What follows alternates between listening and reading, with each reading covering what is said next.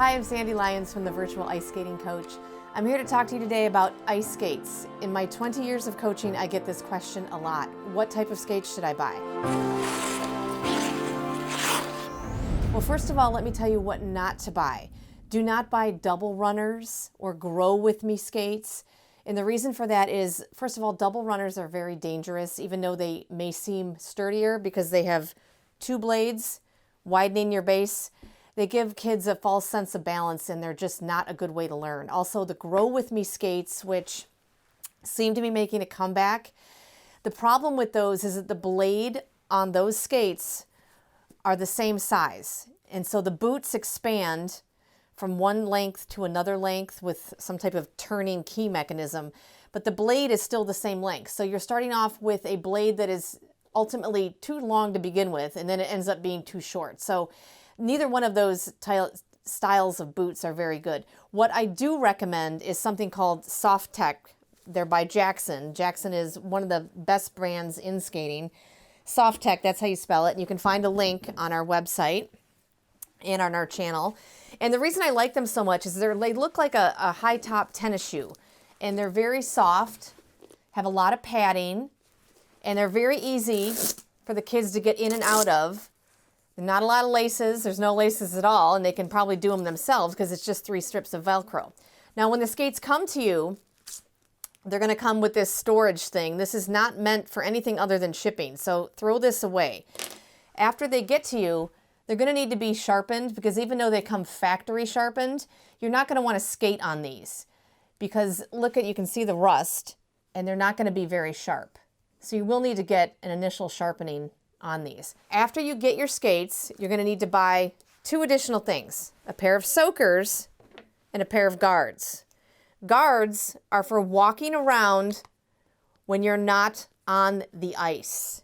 They are not for storing your skates because, as you can see, when you take a piece of plastic and store it against metal, eventually it causes rust. So you never want to store your skates in anything plastic like this. This is just for protecting your blades when walking around off the ice.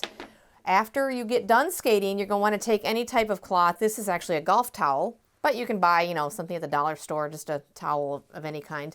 Wipe down your blades, wipe down this part of the blade, and store them in something called soakers. These are obviously my soakers, and they would make them in different sizes, but you put them on, and you just put them in your skate bag, just like that. So when you take them off next time, they're dry and hopefully rust-free.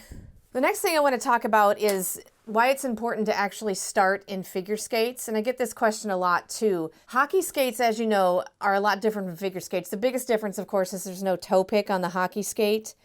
But also, hockey skates are a lot shorter. You'll notice that the blade comes off farther than the heel on this type of skate. And the hockey skates are generally a lot shorter. So that's going to mean they're harder to balance on.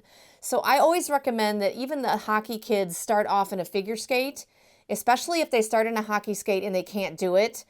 Just switch them over to a figure skate like this, even if it's just for a month, just so they get to the hang of it and you can switch back. I've seen kids switch into these type of skates. They do come in blue, by the way, and then go back to hockey skates in like 2 weeks. They got the hang of it. Whereas if they stay in the hockey skates, they're constantly falling forward, they're constantly falling backward, and they don't ever seem to get upright. It takes them a lot longer to do the transition to get upright than it does to make the transition from a boot like this with a blade like this into a regular hockey skate. So it makes it easier to learn when there's actually a pick on the skate, because that way you can claw yourself across the ice, versus when the hockey blades don't have the pick and you try to go forward, you're just falling flat on your face. So this does make it easier to learn. That, along with the longer blade for a wider base, makes it easier to balance. So that's why I always recommend starting off with a blade and a boot like this. The other thing I recommend is to be really careful about buying used skates. I've seen a lot of people come with stuff from